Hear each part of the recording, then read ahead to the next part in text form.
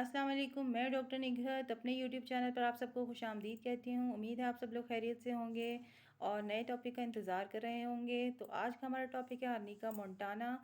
ये बहुत ही interesting topic है क्योंकि आर्निका मोंटाना को होम्योपैथी में किंग ऑफ मेडिसिन कहा जाता है। इसको किंग ऑफ मेडिसिन क्यों कहते हैं ये हम जानेंगे आज की वीडियो में। तो सबसे पहले जान लेते हैं कि इसका सोर्स क्या है। आर्निका मोंटाना यूरोप में पाए जाने वाले एक प्लांट से हासिल की जाती है। उस प्लांट के रूट को पेटेंटाइज करके होम्योपैथिक में इस मेडिसिन को तैयार किया जाता है। इस प्लांट को लेपर्ड बीन्स कहते हैं। आर्निका मोंटाना को हर किस्म की इंजरीज़ के लिए यूज़ किया जाता है। जब भी चोट का लफ्ज़ कहीं पर सुनाई दे, दिखाई दे, तो वहाँ पर फ़ौरन से आर्निका जो है वो हमारे जहन में आ जानी चाहिए। आर्निका जो है वो ब्लड वेसल्स में होने वाले डैमेजेस को क्योर करती है।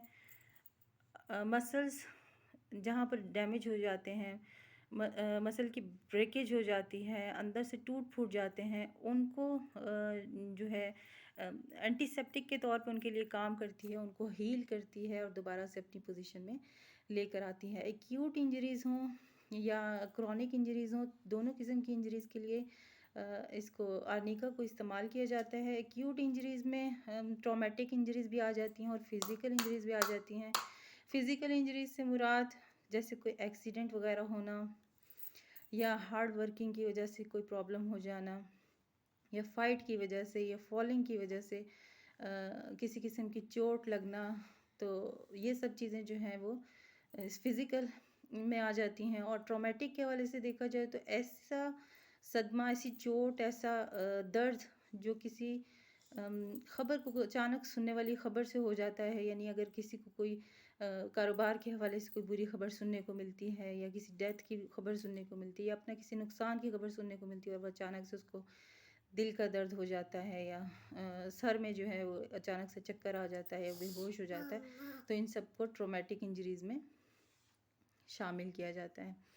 इसके अलावा ये क्रॉनिक इंजरीज़ की बात की जाए तो क्रॉनिक इंजरीज़ में होने वाले ऐसे पेन जो सडनली जो है वो हमें फ़ील होना शुरू हो जाएँ और डिस्कम्फ़र्ट होना शुरू हो जाए, उनमें पेन शुरू हो जाए, even after number of years जो है ये पेन दोबारा से उठते हैं। बहुत सालों पहले कोई चोट लगी हो या कोई दर्द उठा हो या फ़ाइट वग़ैरह जिसकी वज़ह से भी, तो अब वो दोबारा से होना शुरू हो जाते हैं। और जैसे गठिया का दर्द जो है बहुत पहले अगर कोई ब्लड क्लॉट वगैरह कहीं बना है और वो अब जोड़ों में पेन करना शुरू हो गया है, तो ये सब चीज़ें जो हैं वो क्रॉनिक इंजरीज़ में आती हैं।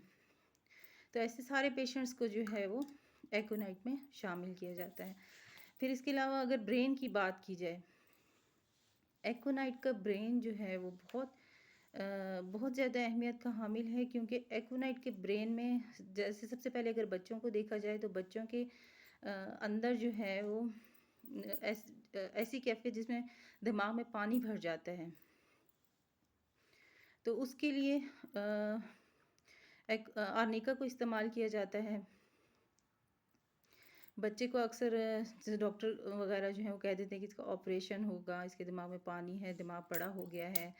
तो ऐसी सिचुएशन में आर्निका की अगर कुछ खुराकें इस्तेमाल करवाई जाएँ तो ऑपरेशन से 100% जो है बचा जा सकता है।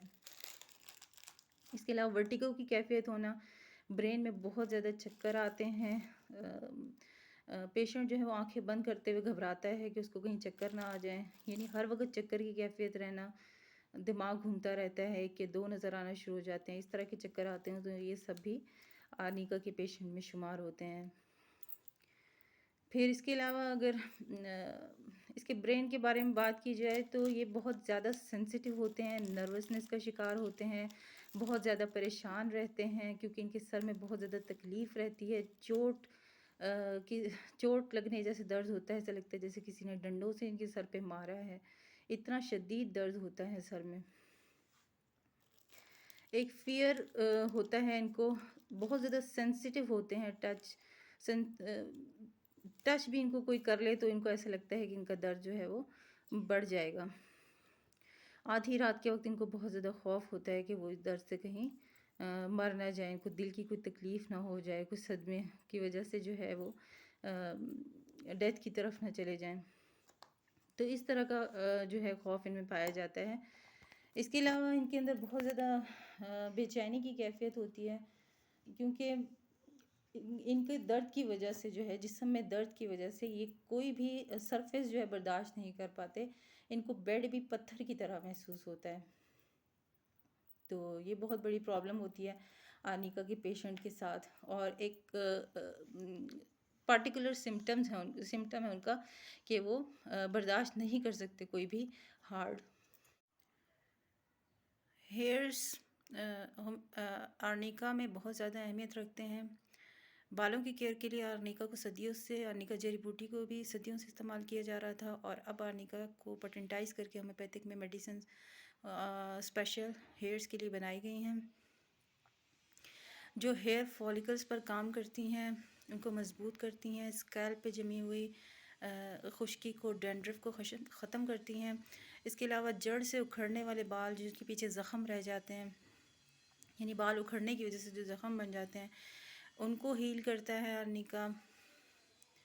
आर्निका के शैम्पू को रेगुलर यूज़ में रखा जाए तो बाल हेल्दी और स्ट्रॉन्ग होते हैं, हेयर की ग्रोथ होती है आर्निका की वजह से, आर्निका की मदद से।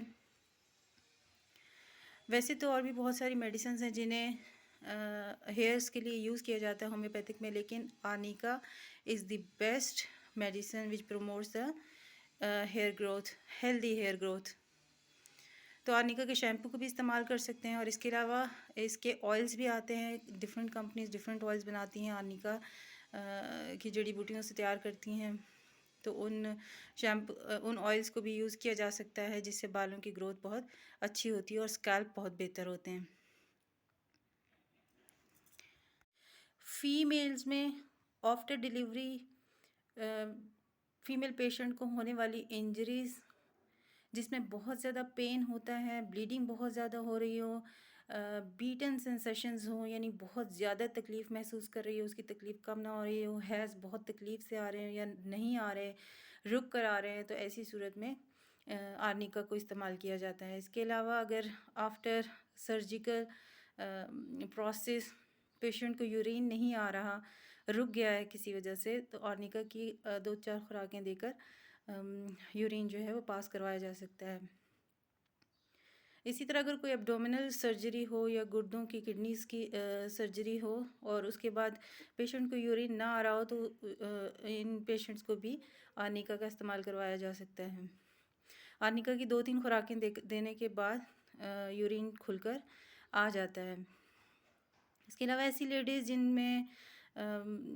जिनको जिस्म में बहुत ज़्यादा पेन की कैफियत रहती है, चेस्ट पेन होता है, ब्रेस्ट में इन्फेक्शन हो जाता है, इन्फ्लेमेशन होती है, इसके अलावा वेजाइनल इन्फेक्शन होती है, निपल्स में जो है बहुत शदीद किस्म का पेन होता है, तो ऐसी तमाम तकलीफ़ के लिए अगर आर्निका को इस्तेमाल किया जाए तो डिलीवरी के बाद होने वाली बहुत सी तकलीफ़ से बचा जा सकता है, बैड इफ़ेक्ट से बचा जा सकता है। डाइजेस्टिव ट्रैक्ट की बात की जाए तो आर्निका के पेशेंट को बहुत ज़्यादा बदहज़मी की शिकायत रहती है, खट्टी डकारें आती हैं, मुंह से ऐसी बदबू आती है जैसे गंदे अंडे की स्मेल होती है, रोटन एग की स्मेल जो है वो मुंह से हर वक्त आती रहती है, और डकारें भी जब लेता है तो ऐसा लगता है जैसे गंदा अंडा, मतलब ख़राब अंडा जो है वो मैदे में पड़ा हो।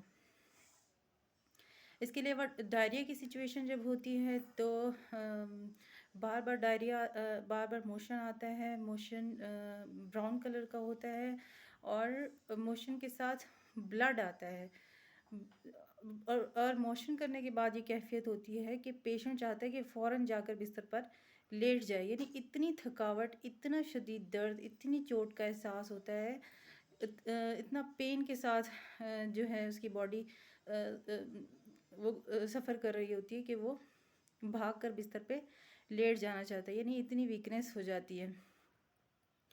कॉन्स्टिपेशन में भी ऐसा मोशन होता है जो प्रेशर जिस पर एग्जर्ट नहीं हो रहा होता, खुद से प्रेशर एग्जर्ट करना पड़ता है, और उस दौरान बहुत ज़्यादा तकलीफ़ का सामना करना पड़ता है, बहुत शदीद पेन होता है, पेचिश जो हैं वो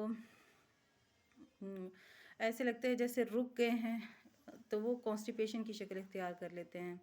उसमें भी ब्लड साथ में आने की सिचुएशन होती है। इसके अलावा यूरिन भी जो है वो रुक रुक कर आता है। यूरिन में यूरिन पास करते हुए बहुत शदीद दर्द होता है। इसके अलावा इसका जो कलर होता है वो ईंट की तरह लाल सुरख तिलछट की मानिंद जो है वो इसका कलर होता है, और पेन के साथ, शदीद पेन के साथ यूरिन आता है, और ऐसा लगता है जैसे किसी चीज़ की वजह से रुकावट हो गई। आमतौर पर ये रुकावट जो है वो प्रोस्टेट ग्लैंड्स के एनलार्जमेंट की वजह से हो जाती है, या समटाइम्स यूट्रस में टेढ़ापन आ जाता है, यानी वो अपनी जगह से थोड़ा सा हट जाता है, जिसकी वजह से यूरिन करने में प्रॉब्लम होती है। तो इस तरह की अगर सिचुएशन हो तो उसमें भी आर्निका को इस्तेमाल किया जा सकता है। रेस्पिरेटरी ट्रैक की बात की जाए तो आर्निका के रेस्पिरेटरी ट्रैक में हार्ट बहुत ज़्यादा इन्वॉल्व होता है, क्योंकि जब पेशेंट को किसी सदमे की कैफियत होती है या कोई चोट का खौफ उसके दिल में रहता है, तो उसको खांसी की तकलीफ़ हो जाती है।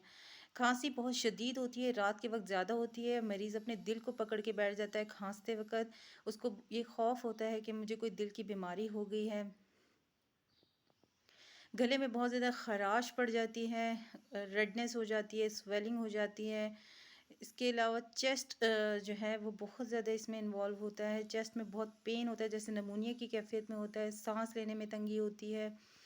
नमूनिया के बुखार के साथ सांस इतनी तकलीफ़ से आता है कि सीने में दर्द होता है, ऐसे जैसे चोट किसी ने मारी हो, जिसे जैसे किसी ने डंडे दे देकर मारे हों, तो इस तरह का पेन फील होता है खांसी करते वक्त। तो रेस्पिरेटरी ट्रैक जो सारा ऐसे ज़ख्मी महसूस होता है। खांसी करते वक्त फेफड़ों के नीचे भी शदीद तकलीफ़ का एहसास होता है, यानी सीने में पसलियाँ जिसे चलना कहते हैं, वो दर्द फील होता है रेस्पिरेटरी ट्रैक में। तो रेस्पिरेटरी ट्रैक के सारे जो मसल्स हैं वो ऐसे दर्द करते हैं, कार्टिलेज के मसल्स, जैसे किसी ने ज़ोर ज़ोर से उनको चोट मार मार के ज़ख्मी कर दिया हो। बीटन सेंसेशंस जो हैं वो आर्निका में देखने में मिलती हैं। आर्निका का टॉपिक बहुत वास्ट है, इसको एक ही वीडियो में कवर करना नामुमकिन था, इसीलिए मैंने इसको 2 वीडियोस में डिवाइड किया है।